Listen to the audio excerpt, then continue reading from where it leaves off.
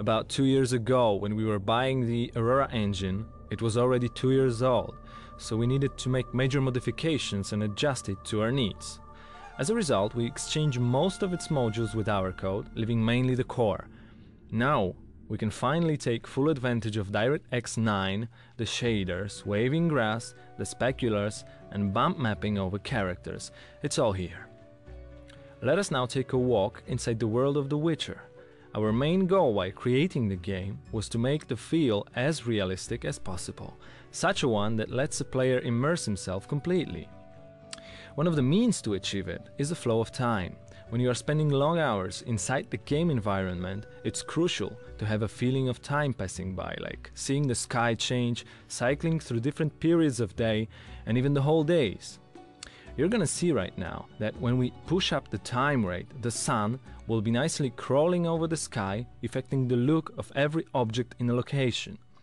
Notice how the shadows are getting shorter. Okay, we are back at noon again, but what would you say to a beautiful sunset?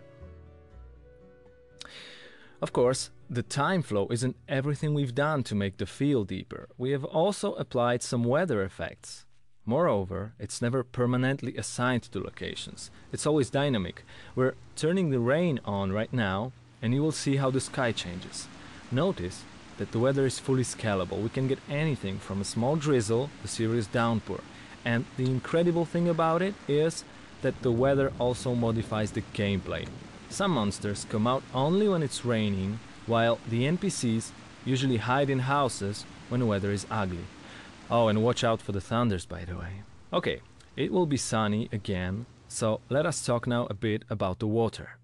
As you can see, it reflects anything within its range, like the trees and the ground on the other side, like sun at the sky, and of course, the character itself. Have a look now at the interaction with objects. When the Witcher steps into the river, he leaves a trail on surface. And, well, here comes the interesting part. All the water calculations in Game Engine load only the GPU. It does not use the main processor at all.